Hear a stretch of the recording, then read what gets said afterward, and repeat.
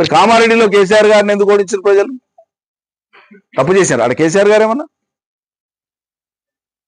అంతకుముందు నిజామాబాద్ గెలిచి మళ్ళీ నిన్ను ఎందుకు ఓడగొట్టిండ్రు? మేము అన్న మాటల ఒక రాజకీయ పార్టీ లేదా ఒక అభ్యర్థి యొక్క గెలుపోటములకు అనేక కారణాలు ఉంటాయి. కానీ ఓవరాల్ గా తీసుకున్నప్పుడు ఇవాళ సమీక్షించుకుంటే అర్థమయ్యేటువంటి వాటిలలో తమరి కాంట్రిబ్యూషన్ కూడా చాలా ఉంది. మా తల్లి, నువ్వు ఆర్భాటం కోసం ఎచ్చుల కోసం పోయి టీవీలో కూర్చొని టీవీ 9లో కూర్చొని 20 లక్షల గడియారం పెట్టుకున్నాను మళ్ళీ దాన్ని సమర్థించుకొని చెప్పిన ఆ ఒక్క మాట తెలంగాణలో 20 లక్షల మంది మహిళలు బీఆర్ఎస్ కు వ్యతిరేకంగా ఓటేయడానికి కారణమైంది. నీ గుండె మీద చేసుకుంటే నీకు అర్థమవుతుంది. వాస్తవాలు అంగీకరించడానికి కూడా శక్తి ఉండాలి, ధైర్యం ఉండాలి. పొరపాటును అంగీకరించడానికి కూడా ధైర్యం ఉండాలి.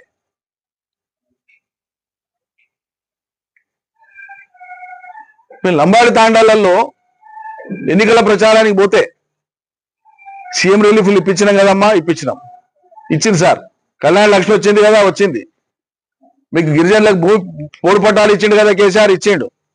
గ్రామ పంచాయతీలు అయినాయి కదా, అయినాయి. మళ్ళీ ఇన్ని అయినాక ఎట్లేరమ్మా వేయాలి కదా అని దండం పెడితే మహిళలు, లంబాడి మహిళలు మా ముఖం మీద అన్నమాట ఇవాళ చెప్తున్నామ్మా కవిత.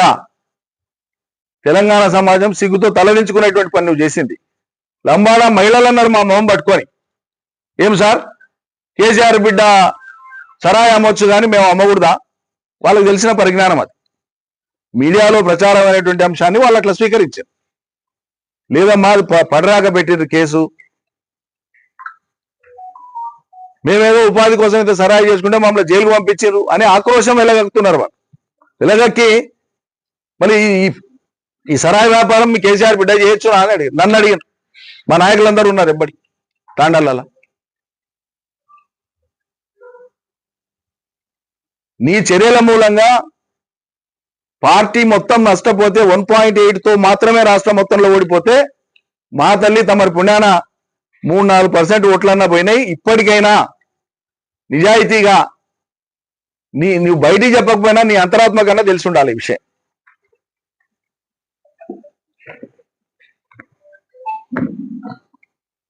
కాంగ్రెస్ వేదవులు మాట్లాడితే అదే మాట నువ్వు మాట్లాడుతావమ్మా, సిగ్గనిపించాలి కదా మాట్లాడడానికి. స్థలం ఏందో తెలియదు. ఇంకా నీచమైన దారుణమైనటువంటి మాట ఆమె మాట్లాడేది. నాకైతే అసలు మనుషులైన వాళ్ళు అట్లా మాట్లాడారు. నేను ఎంఆర్ఓ ఆఫీస్ కల్పించిన అని మాట్లాడేది. ఏమన్నా అర్థం ఉందా? ఏమన్నా అర్థం ఉందా? ఇప్పుడు ఈమె మీద ఈడీ కేసు పెట్టింది లేదా సిబిఐ కేసు, ఉదాహరణకు చెప్తున్నా. ఆ ఆఫీస్ కాలపోయి మీ ఫైల్ను కాలబడితే ఆడికి అయిపోతుందా కేసు? ఒక రెవెన్యూ రికార్డ్ అనేది ఇంగీతం ఉండి మాట్లాడాలి. ఎప్పుడు మాట్లాడినా ఒక రెవెన్యూ రికార్డ్ అనేది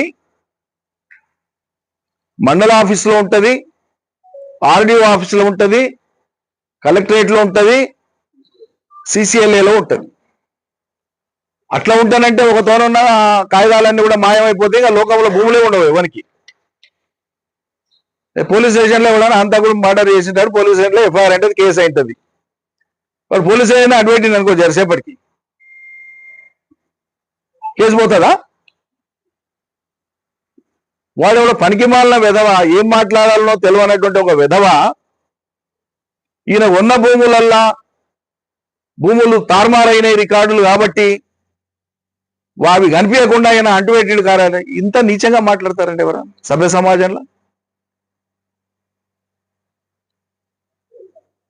మేము భూమి కోసము ఇంత దిగజారేటువంటి మనుషులకు కనిపిస్తున్నాం మీకు?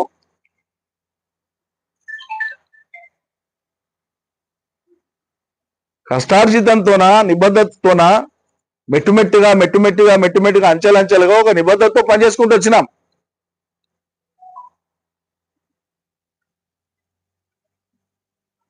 మీలాగా సులభంగా ప్రలోభాలకు లొంగేటువంటి మనుషులవే అయితే 2008లో ఉప ఎన్నికల్లో ఆనాడు బీఆర్ఎస్ ఓడిపోయినాడు, 2009లో ఆశించిన ఫలితాలు రాన్నాడు.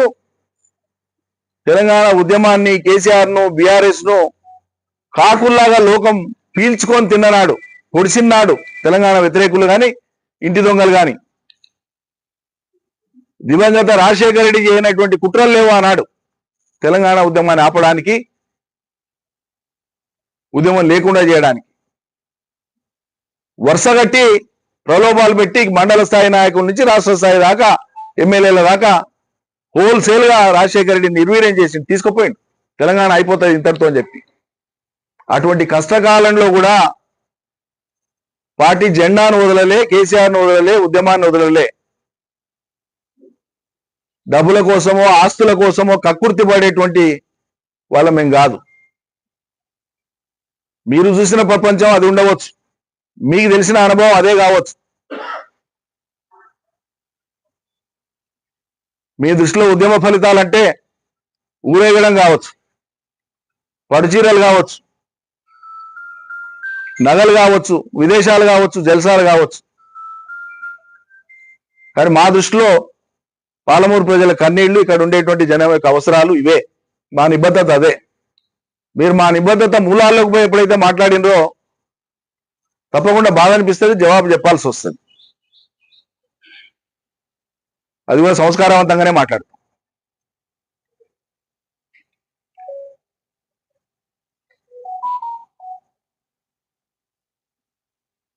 అయినటువంటి ఆరోపణలు 3 కాదమ్మా, మాకుండేది ఒకటే వ్యవసాయ భూమి కమ్ ఇల్లు ఒకటే తోనుంటది. మా సొంత ఊర్లోనే ఉంటది. హైదరాబాద్కు 160 కిలోమీటర్లు. నువ్వు వచ్చిపోయినావు, నిన్న మనం వచ్చిపోయినావు. ముందు చెప్పింటారంటే మా ఇంటికి టీ కూడా ఇన్వైట్ చేస్తుంటే, మీడియా మిత్రుల సమక్షంలో నువ్వేమైనా అడగదలుచుకుంటే చెప్పదలుచుకుంటే అక్కడే స్నేహపూర్వకంగానే అన్ని చెప్తుంటే, ఈ అభాండాలు వేయాల్సిన కర్మ కూడా పట్టేది కాదు మీకు. కన్న ఊర్లో ఉన్న ఊర్లో నాకున్న వ్యవసాయ భూమిలో ఇల్లు కట్టుకుంటానంటే నీకు ఫామ్ హౌస్ లాగా కనిపిస్తే, మరి హైదరాబాద్ లా సొంత భవనాలు ఉండగా, విలాసవంతమైన భవనం ఉండగా గండిపేట పక్కల నీకెందుకు అమ్మ? మరి నాకు లేవే హైదరాబాద్ లో, గండిపేటలల్లో, ఇంకేడో నగరాలల్లా నాకు వేరే వ్యాపారాలు కూడా లేవే. ఉన్నదే వ్యవసాయం, పశువులు, వ్యవసాయము, తోట, గొర్రెలు, మేకలు, ఆవులు. నాకు ఆపేక్ష ఉంది. మరి వీళ్ళు కేసీఆర్ గారు కూడా ఎర్రవల్లిలో వ్యవసాయ భూములోనే ఇల్లు కట్టుకొని ఉన్నారు. దాన్ని కూడా మా ప్రత్యర్థులు ఫామ్ హౌస్ అనే ఎక్కిరిస్తారు రోజు. అంటే నువ్వు వాళ్ళ వాదనను బలోపేతం చేయడానికి నా మీద పెట్టి అంటున్నావు అనమాట. అంటే ఇది పోయి కేసీఆర్ కూడా తగలాలని, అంతే కదా నీ ఉద్దేశం? మరి కృష్ణా నది ఏది 100 సార్లు చెప్పినా, మొదలు బీజేపీ పట్టుకొని వానితోన పెట్టించి, దాని తర్వాత ఒక యూట్యూబర్ను పట్టుకొని వానికి పైసలు ఇచ్చి వాందోళనకి వచ్చి వాంతోన పెట్టించి ఎన్నికల ముందు దుష్ప్రచారం చేయడానికి వీటిని ఆయుధాలుగా వాడుకుంది. 2 ఏళ్ళు అయిపోయింది, ఎన్నికలు అయిపోయి. 1 ఇంచు భూమి ఈ ప్రపంచంలో ఏడన్నా నేను అక్రమంగా సంపాదించి ఉంటే, లేదా అసైన్డ్ భూమి ఇంకేదైనా నేనుగా ఆక్యుపై చేసుకునే ఉంటే రికార్డు తీసుకొని వచ్చి ముందలు పెట్టు. ఇప్పుడు నువ్వేం చెప్పినా ప్రభుత్వంలో పెట్రోల్ అయి మండుతుంది కదా అని మాట. యాక్షన్ తీసుకోమను. 2014, 2018, 2023 ఎన్నికల అఫిడవిట్లు నావి ఉన్నాయి. 2018 ఎన్నికల అఫిడవిట్లో సమర్పించినవి, 2023లో సమర్పించినవి వెరిఫై చేసుకోండి. Only 16 acres of dry land oil palm పెట్టింది మాత్రమే అడిషన్ నాకు మొత్తంలా. దానికి సోర్స్ ఉంది, ట్యాక్స్ పే చేసిన అన్ని ఉన్నాయి. నాతో పాటు నాకు కలిసి ఉండేటువంటివి మా బంధువులు ఉన్నాయి, మా అమ్మాయి వాళ్ళది ఉంది, లేకుంటే ఇంకో వియంకుడు ఉంది. అందరు కలిసి ఓ ఆయిల్ పామ్ పెట్టినాం. అది కూడా హైదరాబాద్కు 200 కిలోమీటర్లు. అది భూమి ఉండడం, వ్యవసాయ భూమి ఉండడం, అందులో ఆయిల్ పామ్ తోట ఉండడమే నేరమైనట్లు మాట్లాడుతున్నవే. ఎవరైనా పిచ్చినా కొడుకు కేటీఆర్ ఇల్లు, కవిత ఇల్లు, కేసీఆర్ ఇల్లు 3 చూపించి కేసీఆర్కి 3 ఉన్నాయని దుష్ప్రచారం చేస్తే ఎట్లుంటుందో, ఎంత తెలివి తక్కువగా ఉంటుందో, మా పిల్లలై నాయ చూపించి నువ్వు మాట్లాడితే కూడా అంతే తెలివి తక్కువగా ఉంటుంది, ఏడ్చినట్లు ఉంటుంది.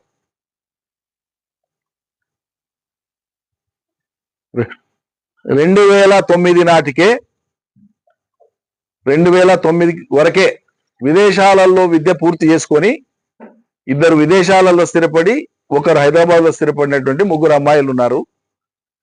పెళ్లిళ్ళైనాయి, ఎవరి ఎస్టాబ్లిష్మెంట్స్ వాళ్ళకు ఉన్నాయి. ఓ తండ్రిగా కూతురు పొలం ఉందంటే పోయి చూసి బాగోగులు చూడడం అనేది తప్పు కాదు, నేరం కాదు కదా.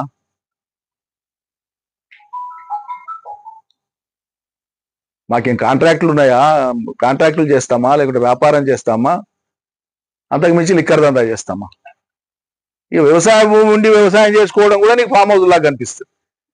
ఈ థర్డ్ క్లాస్ ప్రచారము, డూప్లికేట్ కాంగ్రెస్ నాయకులు చేసిన దాన్ని నువ్వు పట్టుకొని నీ వ్యక్తిత్వాన్ని నువ్వే దిగదార్చుకున్నావు.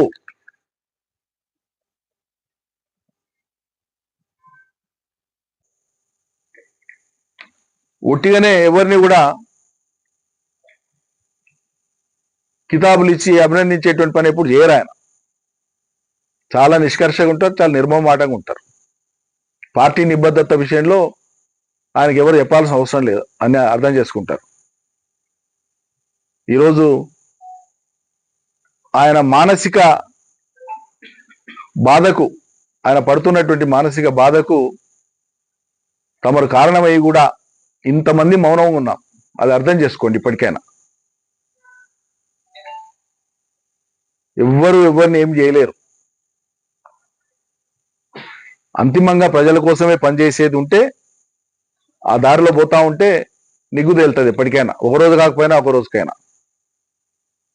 కేసీఆర్ తెలంగాణకు ప్రతీక, తెలంగాణ అస్తిత్వానికి ప్రతీక. కేసీఆర్ అంటే తెలంగాణ, తెలంగాణ అంటే కేసీఆర్. ఆయనకు ఉండేటువంటి ఆ కిరీటం ఏదైతే ఉందో, కిరీటం అంటే నగలతో పొదిగిన కిరీటం కాదు. ప్రజల దృష్టిలో ఆయనకు ఉండేటువంటి తెలంగాణ అంశంలో ఆయన పట్ల ప్రజలకు ఉండేటువంటి ఆరాధన, ఆ గౌరవభావం ఏది ఉందో ఒక కిరీటం లాంటిది. మేమందరము దానికి వన్నె తెచ్చే పని చేస్తున్నాము. తమరు చేసిన పుణ్యాన ఇలా కేసీఆర్ గారు మానసిక క్షోభ అనుభవించాల్సినటువంటి ఒక దుస్థితి ఏర్పడ్డది. మీ మీద పడ్డ బురద, ఇక మీరు నిజం చేసిరా అబద్ధం చేసిరా, వాళ్ళు తప్పు కేసు పెట్టినా కొద్దిసేపు పక్కకు పెడతాను, ఆ మీమాంసలోకి నేను పోను. ఇప్పుడు అది కడుక్కునేటువంటి పని ఏదో చేసుకోమంటే చట్టబద్ధంగా మీ అందరు కూడా నేను బురద తీస్తేనే తప్ప నాకు శాంతి ఉండదు అన్నట్లు బయలుదేరితే ఇది రకమైన శాడిజమే అనిపిస్తుంది. మేము బాధపడ్డాం. జైలు పట్టుకపోయినా నిద్రపోలే నేను, అంత బాధపడ్డా. ఆడపిల్ల, అధినాయకుడి కూతురు, బిడ్డ లాంటిది. చాలా చాలా ఫీల్ అయినాం. ఇంట్లో నా వైఫ్ నిద్రపోకుండా ఎంతసేపు ఉంటారు, రాత్రంతా నిద్రపోలే. నేను కాదు, నేను ఒక్కడిని కాదు, తెలంగాణలో కేసీఆర్ అభిమానించేటువంటి వాళ్ళందరూ కూడా నరకం అనుభవించారు ఈమె తీసుకుపోయినప్పుడు. కానీ నువ్వు ఇలా వివరిస్తున్న తీరు జుగుప్స కల్పిస్తున్నది.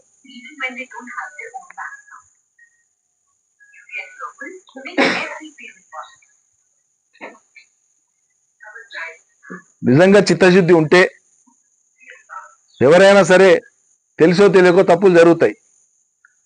ఈ పొరపాటు అయిందని చెప్పి ఒక మాటని నీ వ్యాఖ్యల్ని విరమించుకుంటే నీ గౌరవం పెరుగుతుంది, లేదంటే నీ ఇష్టం. Thank you. మీ హద్దులు మీరు నిర్ధారించుకోకుండా ఎక్కువగా ఊహించుకొని ఇప్పటిదాకా ఏనాడు ఎవరి గురించి నేను వ్యక్తిగతంగా మాట్లాడలే. నాకు ఇష్టం కూడా ఉండదు. నేను మాట్లాడని విషయాలు నేను మాట్లాడినట్లు చెప్పి నా పుచ్చ తీస్తా దందాలు చందాలనే తెలుసు ఇప్పటి వరకు, కానీ ఇప్పుడు దాదాగిరి కూడా తెలుసు అంటే మంచిదే, లోకం చూస్తుంది అది కూడా.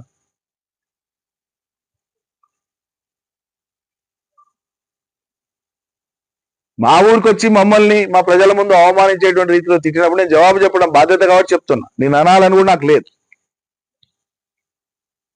నువ్వు చేసిన ఆరోపణలు ఎంత డొల్లతనంతో ఊడుకున్నాయో కనీసం నువ్వు ఆత్మవిమర్శ చేసుకో.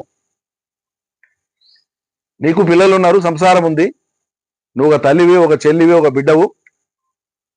ఎదుటి వాళ్ళ మనసును కష్టపెట్టడం మంచిది కాదనేటువంటి సంగతి నువ్వు గుర్తెరిగి ప్రవర్తించు. నీ ఈగో కోసం, నీ ఆర్భాటం కోసం ఏం మాట్లాడినా చెల్తుంది, ఎట్లా ప్రవర్తించినా చెల్తుంది అంటే అది ఎల్లకాలం ఉండదు. ఈ రోజు వరకు కూడా తెలంగాణ బీఆర్ఎస్ శ్రేణులు అందరూ పైనుంచి కింది దాకా కూడా టైట్ లిపుడుగా ఉన్నారు, పెదవులు మూసుకొని ఉన్నారు, కేవలం కేసీఆర్ గారి కూతురు అనేటువంటి గౌరవభావంతో. ఆయనకి ఎక్కడ కూడా ఆయన మనసుకు కష్టం కలగొద్దు అనేటువంటిది మాతో పాటు అందరం. కానీ వాళ్ళ మమ్మల్ని అందరినీ కూడా నువ్వు వరుస పెట్టి టార్గెట్ చేసి జగదీష్ రెడ్డిని తిట్టొస్తావు, ప్రశాంత్ రెడ్డి తిడతావు, సబితా ఇంద్రారెడ్డి గారిని తిడతావు, నన్ను తిడతావు, ఇంకా రేపు ఇంకేమన్నా తిడతావు. హరీష్ సరే సరే, మరి నీకు హరీష్ కు మీ కుటుంబంలో ఏం పంచాయతీ ఉందో తెలంగాణ ప్రజల పంచాయతీ ఎట్లయితుందమ్మా? నాకు అర్థం కాదు. ఏమంటే మీరు కుటుంబంలో చూసుకోండి, మీ కుటుంబంలో ఏదైనా ఉందో లేదో నాకు తెలియదు. ఉంటే గింటే దాన్ని తెలంగాణ ప్రజల పంచాయతీగా ఎట్లా మీరు చిత్రీకరిస్తారు? నాకు అర్థం కాదు. దాన్ని తెచ్చి మొత్తం ప్రజలంతా దాని చుట్టే పోవాలన్నా? ఆమె ఇంకో మాట మాట్లాడింది, హరీష్ రావు గారు నన్ను కాపాడుతున్నాడట రేవంత్ రెడ్డి. ఇంతకంటే జోక్ ఏమైనా ఉంటుందా? ఈ 2 ఏళ్ల కాలంలో విధానపరమైనటువంటి అంశాల మీద రేవంత్ రెడ్డి గారి ప్రభుత్వం మీద, రేవంత్ రెడ్డి గారి మీద ఆయన ఉన్మాదపు భాష వాడిన ప్రతి సందర్భంలో కేసీఆర్ మీద మాట్లాడినప్పుడు ఫస్ట్ రియాక్ట్ అయింది నేనే. నేను కేసీఆర్ మనిషిని, తెలంగాణ మనిషిని, నేను ప్రజల మనిషిని, ప్రజల కోసమే పనిచేస్తా. హరీషు, కేటీఆర్ నాకు వయసులో చాలా చిన్నవాళ్ళు, అనుభవంలో కూడా చిన్నవాళ్ళు. పార్టీ స్ట్రక్చర్లో నేను ఎవరినైనా గౌరవిస్తా, పార్టీ హైరార్కీని బట్టి ఎవరినైనా గౌరవిస్తా. నువ్వు నా మీద ఏదో ముద్ర వేసి నా వ్యక్తిత్వం నీకు అట్లా కనిపిస్తుందా? నువ్వు మనుషుల్ని చుట్టూ నీ ఇంబడి తిప్పించుకొని జైలు కొట్టించుకున్నంత మాత్రాన మిగతా వాళ్ళు కూడా అట్లే ఉంటారు అనుకుంటున్నావా? నాకు ఆ సైకో ఫ్యాన్సీ లేదు, నాకు ఆ బలహీనతలు కూడా లేవు. ఎవరికో కాకాబట్టి ఏందో చేసుకోవాలనేటువంటి దుర్బలుండి నేను కాదు. 100% కేసీఆర్ మనిషినే, కేసీఆర్ మనిషిగానే ఉంటా. పార్టీ ఏం డిసైడ్ చేస్తే దానికోసం కట్టుబడి పనిచేస్తాం. ఎస్ ఈయన వర్కింగ్ ప్రెసిడెంట్, ఎస్ ఈయన మంత్రి, ఎస్ ఈయన మంత్రి, ఎస్ ఈయన కార్యకర్త, ఎస్ కేసీఆర్ ఏం చెప్తే అది. కేసీఆర్ చిత్తు అంటే చిత్తు, బొత్తు అంటే బొత్తు. అదొక విధానంగా పెట్టుకున్నాను. నేను చాలాసార్లు కూడా ప్రకటించిన ఈ విషయం బహిరంగంగా. తెలంగాణ అంశంలో కానీ, తెలంగాణ చరిత్ర విషయంలో కానీ, తెలంగాణ ప్రజల విషయంలో కానీ ఆయనకు ఉండేటువంటి లోతైన గంభీరమైనటువంటి ఆలోచనతో పాటు వ్యూహము మా అందరికంటే 100 రెట్లు ఎక్కువ ఉన్నది. ఖచ్చితంగా ఆయన ఆలోచన శిరసావహిస్తామని చెప్పినాం. అది దాని ప్రాతిపదిక. మరి ఇటువంటి సందర్భంలో ఈ జిల్లాకు పర్యటనకు వచ్చినటువంటి కవిత గారు ప్రభుత్వాన్ని ఎత్తి చూపాల్సినటువంటి అంశాలు విస్మరించి ఏదో శుతిమెత్తగా ప్రభుత్వం దృష్టికి తెస్తున్నాం, విజ్ఞప్తి చేస్తున్నాం అనేది మాట్లాడి 2 ఏళ్లుగా కాంగ్రెస్ ప్రభుత్వాన్ని మేము నిలదీస్తా ఉంటే ఇదే రేవంత్ రెడ్డి గారు, కాంగ్రెస్ పార్టీ నాయకులు ఏకవచన సంబోధనతోన కేసీఆర్ గారిని ఇష్టారీతిగా దుర్భాషలాడుతూ ఉంటే, అనగూడని మాటలు అంటుంటే, మరి అటువంటి అంశాల మీద ఏనాడు కూడా నోరు మెదపన్నటువంటి కొంతమంది ఈరోజు నా మీద వచ్చి సభ్యత సంస్కారం లేకుండా ఓ తండ్రి లాంటి వయసు ఉన్నటువంటి వ్యక్తిని పట్టుకొని ఇష్టారీతిగా తనకు తానుగా మాట్లాడేది.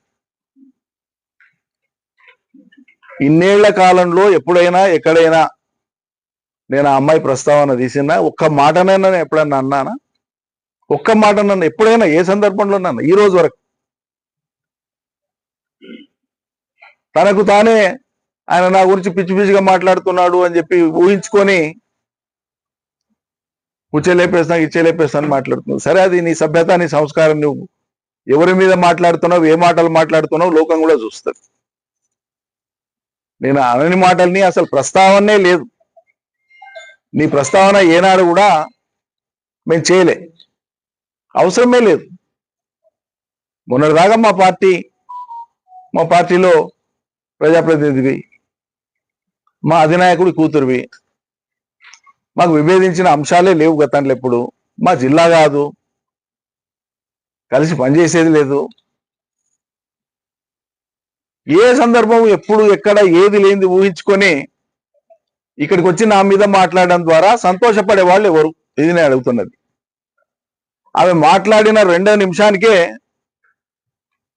ఈ ఉమ్మడి జిల్లాలో ఉండేటువంటి డూప్లికేట్ కాంగ్రెస్ లో కూడా ఒరిజినల్ మొదటి నుంచి ఉండి ఆ పార్టీ కట్టుబడి ఉండేటువంటి వాళ్ళ గురించి నేను మాట్లాడతలేను. వాళ్ళు సభ్యత సంస్కారం కలిగినారు. రాజకీయ విభేదాలు ఉండవచ్చు గాక, సిద్ధాంత విభేదాలు ఉండవచ్చు గాక, కానీ ఈ డూప్లికేట్ కాంగ్రెస్ ఏదైతే ఉందో, ఎవరైతే మా దగ్గర ఉండి లబ్ధి పొంది అవకాశాలు పొంది ఎన్నికల ముందు అవకాశవాదంతో ఇతర పార్టీలకు పోయి అక్కడ ఉన్న వాళ్ళ కాళ్ళు బట్టి గుంజి కింది గుంజి అక్కడ స్థానాలు ఏర్పాటు చేసుకొని ఇక మేమే కాంగ్రెస్ అని ఎవరైతే మాట్లాడుతుండ్రో అటువంటి డూప్లికేట్ కాంగ్రెస్ వాళ్ళల్లా ఈమె మాట్లాడిన మరుక్షణమే మొత్తం సోషల్ మీడియాలో చూడండి కవిత గారు ఏం మాట్లాడారు నిరంజన్ రెడ్డి గారి గురించి. ఈయన ఒక ఎకరాకు నీళ్ళు లేకుండానే నీళ్ళ నిరంజన్ రెడ్డి అని పిలిపించుకోండి. ఏం పిలిపించుకోలేదమ్మా, నీకు కావాలంటే ఆ టైటిల్ వాపసు కవర్లో పెట్టి రాసి పంపిస్తా, నీ టైటిల్తో నువ్వు సంతోషంగా ఉండు జీవితకాలం లిక్కర్ రాని అని, నాకేం అభ్యంతరం లేదు. నాకు ప్రజలు పెట్టిన నీళ్ళ నిరంజన్ రెడ్డి వద్దంటే విడ్రా చేసుకుంటా. నేను అడగలే, ప్రజలు నాకు ఇయ్యలే, వాళ్ళు పిలుచుకుంటారు ప్రేమగా. నవ్వుతారు జనం. ఎవడన్నా 1,00,000 కాదు 1,25,000 ఎకరాలకు నీళ్ళు ఇచ్చిన కేసీఆర్ సారథ్యంలో, కేసీఆర్ చిత్తశుద్ధితో, కేసీఆర్ చలవతో, ఆయన ఆశీర్వాదంతో 1,25,000 ఎకరాలకు ఒక్క వనపర్తిలోనే నీళ్ళు ఇచ్చిన. మిగతా జిల్లాలోని ఉమ్మడి జిల్లాలోని సాగునీటి ప్రాజెక్టులు కానీ, విద్యా సంస్థలు కానీ, ఇతర ఇన్ఫ్రాస్ట్రక్చర్ కోసం కానీ సమిష్టిగా అందరం కలిసి చేసినటువంటి పని అద్భుతమైనటువంటి పని. ఒక ఎకరాకి నేను నీళ్ళు లేకపోతే మరి కేసీఆర్ నీళ్ళు లేకపోతే వనపర్తి ప్రాంతంలో రేవంత్ రెడ్డి ఇచ్చిన నీళ్ళతో వస్తున్నాయా? నీ ఉద్దేశం ఏంటి? పంటలు రేవంత్ రెడ్డి ఇచ్చిన నీళ్ళతో పడుతున్నాయమ్మా? పాత వాటికి వెళ్ళి తెచ్చి ఇస్తున్నాడు. పాత అంటే 2017లో 2 బ్రాంచ్ కెనాల్స్ కి కేసీఆర్ గారు ఒక్కొక్కటి 25,000 50,000 ఎకరాలకు జీవోలు ఇచ్చి టెండర్లు పిలిచి పనులు చేయించింది. ఇది కాంగ్రెస్ పని అమ్మా, లేకుంటే రేవంత్ రెడ్డి వచ్చినాక చేసిన పని? పాత వాటికే పెట్టినని చెప్తున్నాం. 69 మినీ లిఫ్టులు పెట్టించిన కేసీఆర్ ఇచ్చిన చలవతోన 1,000 ఎకరాలు వచ్చింది దాని కింద. అది కాంగ్రెస్ వాళ్ళు పెట్టినరా? 15 చెక్ డ్యాంలు కేసీఆర్ శాంక్షన్ చేపించిస్తే రాష్ట్రంలోనే ఆల్ టైమ్ రికార్డుతో చేయించిన 50 రోజులు 55 రోజుల్లో చేయించిన ఒక్కొక్క చెక్ డ్యామ్ ఇవాళ ఒక్కొక్క ఊరి చెరువుకు సమానమైంది. భారతదేశంలోనే రికార్డు 5,000 ఎకరాల భూసేకరణ పూర్తి చేసి 7 టీఎంసీల నీటి సామర్థ్యం కలిగినటువంటి ఏదుల రిజర్వాయర్ ను 1 సంవత్సరం 10 నెలల కాలంలో పూర్తి చేయించేసిన.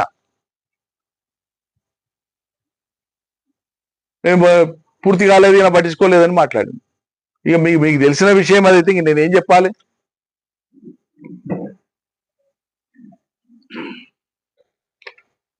చెప్పుకుంటేనంటే ఎంత బాధ అనుభవించినామో కేసీఆర్ తో సహా అందరం. గుమ్మరంగా ఉన్నాం, బయట పడతలేం, బయట బళ్ళే కూడా అవసరం లేదని. ఇంకా పెద్ద మేయార్తో ఓడించేది ఉండే అని మాట్లాడుతుంది ఈమె. నీకెందుకమ్మా అంత కసి? నాకు అర్థం కాదు.